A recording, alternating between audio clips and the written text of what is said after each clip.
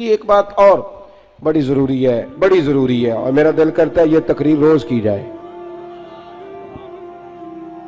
اخلاق حسنہ کا کمال یہ ہے کہ خوددار رہ کے زندگی گزارے، عزت نفس کے ساتھ، یہ ہاتھ پھیلانا چھوڑ دے، یہ امیروں کی جیبیں دیکھنی چھوڑ دے۔ آپ یقین کریں کبھی بڑی بڑی تکلیف ہوتی ہے۔ ایک اجتماع میں، ایک پروگرام میں گیا تو وہاں قاری صاحب نے ایک سابقہ MP صاحب کو بلایا ہوا تھا، تو کھانے کی میز پہ بیٹھے تو وہ علماء کو نصیحتیں کر رہے تھے، آپ لوگ یہ جمعہ پڑھایا کریں، آپ کو پتہ نہیں ہے لوگ کہاں چلے گئے، آپ لوگوں کو لڑائے نہیں۔ تو میں اس لیے خاموش رہا کہ اب انہوں نے فنڈ بھی دیا ہوگا، علماء بیچاروں کی مجبوری ہوتی ہے، جیب سے کہاں خرچ ہو سکتا ہے، اتنے پیسے نہیں ہوتے، تو کسی جگہ سے اب وہ نصیحتیں کرنے لگ گیا، آپ لوگ ان کو جمع کریں۔ کیوں بھلا؟ اس لیے کہ اگر خودداری ہو نا تھوڑے پہ گزارے کا تو پھر ان جیسے لوگوں کی ضرورت نہیں پڑتی۔ یہ جب ان سے کوئی تھوڑا سا آپ توقع رکھتے ہیں پھر یہ ظلم کرتے ہیں۔ تھوڑی دیر کے بعد پھر کہنے لگا جی میں آپ کو مضمون دیتا ہوں اگلے جمعے کا، آپ نے اگلے جمعے یہ تقریر کرنی ہے، تو پھر میری بھی کئی دفعہ مجبوری ہے، کچھ رگیں ایسی ہیں جو نہیں سانس لینے دیتی، وہ رضا کے نیزے کی مار ہے کہ عدو کے سینے میں غار ہے، پھر کسے چارہ جوہی کا وار ہے کہ یہ وار وار سے پار ہے۔ تو کئی دفعہ مجبوری ہوتی ہے نا، ایٹ سیٹ تے پکھڑا کوار گندل اسی اور بھی بوٹیاں جاننے ہیں، تو وہ مطلب اس نے سمجھا کہ سارے ایسے ہیں۔ تو کہنے لگا جی پھر بولے آپ وعدہ کرتے ہیں، میں کہا چوہدری صاحب کی کم کر دے ہو؟ کہندہ پانڈے بنانے، میں کیوں ہی بنایا کرو تیان نال، یہ علماء کے معاملات میں مداخلت بند کر دے، آپ کو کیا پتا کیا موضوع بیان کرنا ہے، آپ علماء کو مشورہ دیں گے جائے کام کریں اپنا۔ کبھی کسی نے اٹھ کے پائلٹ کو مشورہ دیا ہے کہ جہاز صحیح چلا، اس کے پاس ٹریننگ ہے، وہ مرضی کرے گا، جس طرح کا اس کا دل کرے گا وہ چلائے گا۔ کبھی کسی نے بس کے ڈرائیور کو اٹھ کے مشورہ دیا ہے کہ یہ والا گیئر لگا، گاڑی یہ گیئر مانگ رہی ہے۔ آپ خدا کا خوف کریں، یہ 8 سال مدرسے میں پڑھا ہے، اس کو پتہ ہے اس نے کیسے کر کے دین چلانا ہے۔ اور علماء نے الحمدللہ علماء یہ جتنی آپ کو کہتے ہیں جی مولویوں نے کیا کیا ہے، تو میں نے کہا مسجدیں کم ہوتی ہیں، قرآن سنانے والے زیادہ ہوتے ہیں، یہ علماء کی محنت ہے اللہ کے فضل سے۔ ہر مسجد میں اذانیں ہوتی ہیں، جمعے کا خطبہ ہوتا ہے، یہ علماء کی محنت۔ اور پھر میں نے ان سے قبلہ سے بھی عرض کی، میں نے کہا چھوڑ دے آپ ہمیں بلائیں، مسجد والا سپیکر چلائیں، اب کوئی بندوبست نہ کریں، آپ مسجد کی چٹائیاں بچھائیں، ہم کو محتاج ہے کہ ہمیں بہت زیادہ بندوبست ہوگا تو نوٹ گریں گے تو تب بھی تقریر ہوگی، یہ رسول اللہ کا دین ہے۔ اگر کفار مکہ کے مجمع میں کھڑے ہو کے اکیلے جناب ابو بکر صدیق مصطفیٰ کی شانیں بیان کر سکتے ہیں تو ہم بھی ہر جگہ کھڑے ہو کے بیان کر سکتے ہیں، کوئی ایسا مشکل کام نہیں ہے۔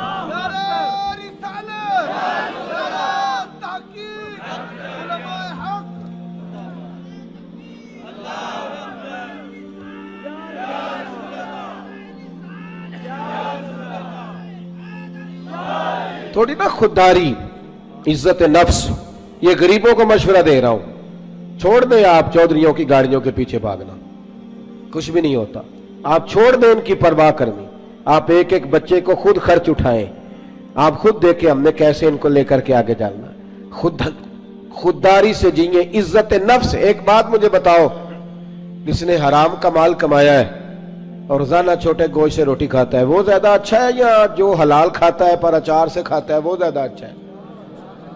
آپ عجیب بات کرتے ہیں میاں۔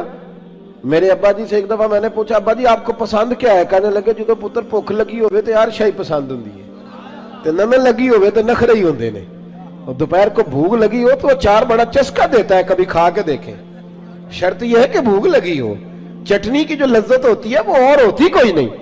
آپ مہربانی کریں، گڑ سے بھی روٹی گزر جاتی ہے، میں نے الحمدللہ خود پیاز سے کھانا کھایا۔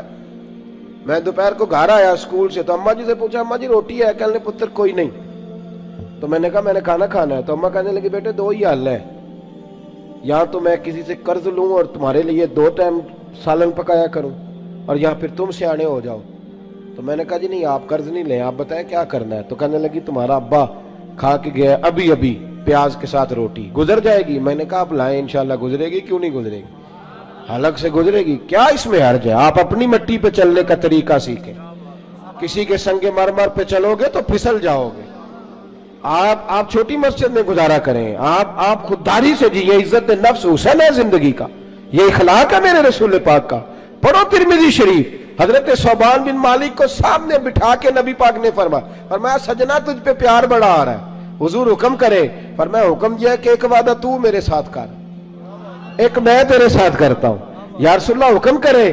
تو نبی پاک نے فرمایا تو وعدہ کر کسی دنیا دار کے آگے ہاتھ نہیں پھیلائے گا, اور میں وعدہ کرتا ہوں رب تجھے بغیر حساب جنت عطا فرمائے گا.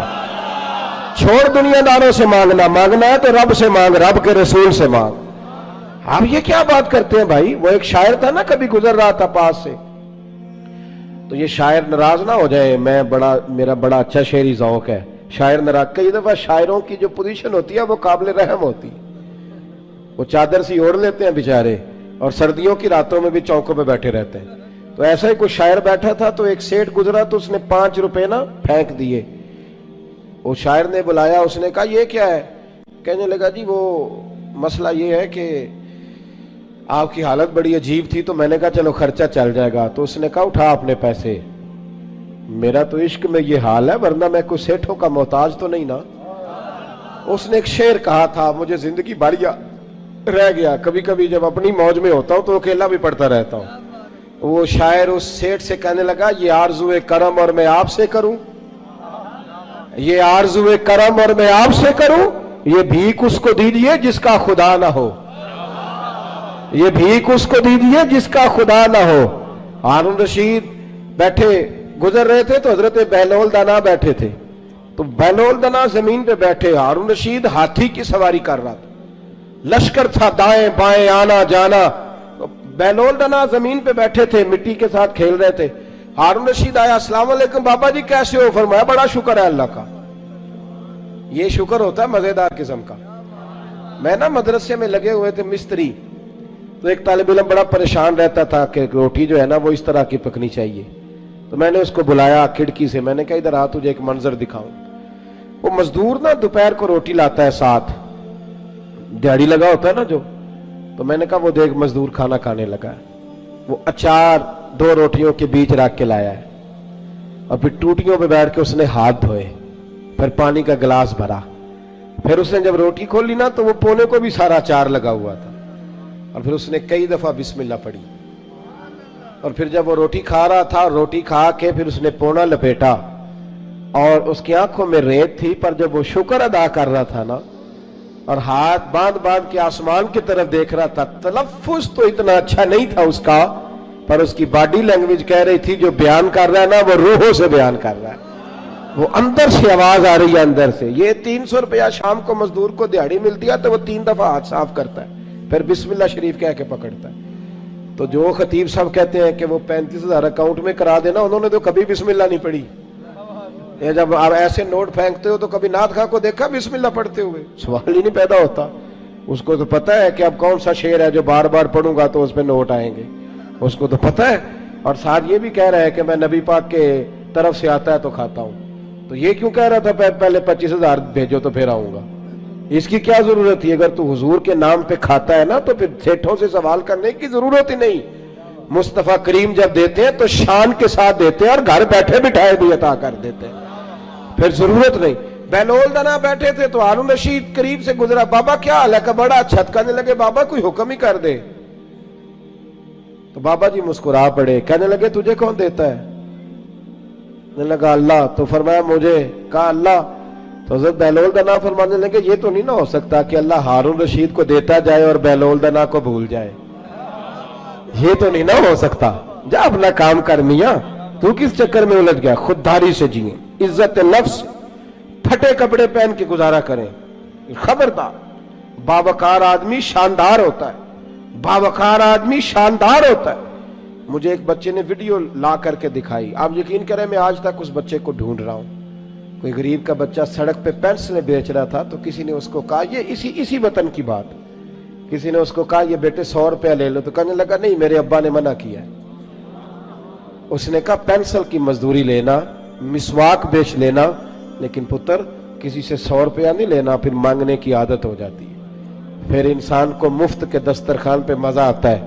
حضرت سالم بن عبداللہ بن عمر, جناب عمر کے پوتے, طواف کعبہ کر رہے تھے, بیت اللہ کا طواف کر رہے تھے. तवाफ करते करते खाना काबा के दरवाजे के सामने मकाम मुल्तजिम के पास खड़े हुए तो खलीफा अब्दुल मलिक बिन मरवान आ गया। अस्सलामु अलैकुम के बाद कहने लगा, हुजूर मैं गवर्नर हूं मक्के का, कोई हुक्म हो तो बताइएगा। तवाफ मुकम्मल हुआ, खाना काबा के गेट के कोई हुक्म? तो हज़रत सालिम बिन अब्दुल्लाह फरमाने लगे, यार तुझे किस पागल ने गवर्नर बना दिया है, किस बेवकूफ ने तुझे ये ओहदा दिया? कहते मुझे भी कोई मर्द पहली दफा मिला था, मेरे पैरों तक पसीना आ गया, मैं खिदमत पूछने आया तो मैंने क्लास लगा दी, किस बेवकूफ ने तुझे गवर्नर बनाया? मैंने कहा हुजूर क्या हुआ? कहने लगे तू अजीब आदमी, अल्लाह के घर में आके बैतुल्लाह के सामने खड़े होके रब करीम के घर के दरवाजे के पास आके भी मैं दुनियादारों से मांगूंगा, यहां आके भी मैं नवाबों से सवाल करूंगा, चल दौड़ जा। वो कहते मैं कांपने लग गया कि ये किस मर्द से मुलाकात हो गई है। यहां तो आपको पता है ना, अल्लाह खैर करे, मुसल्ले के नीचे जो मर्जी रख दो, कोई हाल ही नहीं, इल्ला माशाअल्लाह। कहते हैं कि किधर से आ गया तू, चल दौड़।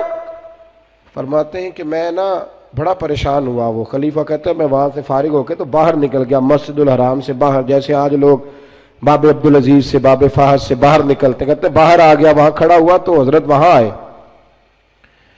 मैंने कहा हुजूर अब तो बैतुल्लाह सामने नहीं, अभी कोई हुक्म कर दें। तो मुस्कुरा पड़े, कहने लगे तुझे बड़ा शौक है तो बता, तुझसे दीन मांगू कि दुनिया मांगू? मैंने कहा हुजूर दीन तो आपके पास है, मेरे पास तो दुनिया ही है। तो हंसने लगे, फरमाने लगे दुनिया तो मैंने उससे कभी नहीं मांगी जिसने दुनिया बनाई है, मैं तो उससे भी उसके महबूब के दरवाजे की गुलामी मांगता हूं, मैं तो कभी उससे दौलत नहीं मांगने गया तो तुझसे मांगूंगा। खुददारी, खुददारी, इज्जत नफ्स। मेरे गरीब का मसला ये है, देके हुजूर आखण मंगते दी खैर होवे, देके हुजूर आखण मंगते दी खैर होवे, मंगता कवे सखी दे, मंगता कवे सखी दे, बूहे दी खैर होवे, देके हुजूर आखण मंगते दी खैर होवे, देके हुजूर आखण। और जन्नत बनी जगह लगया जड़ी जगह ते, जन्नत बनी जगह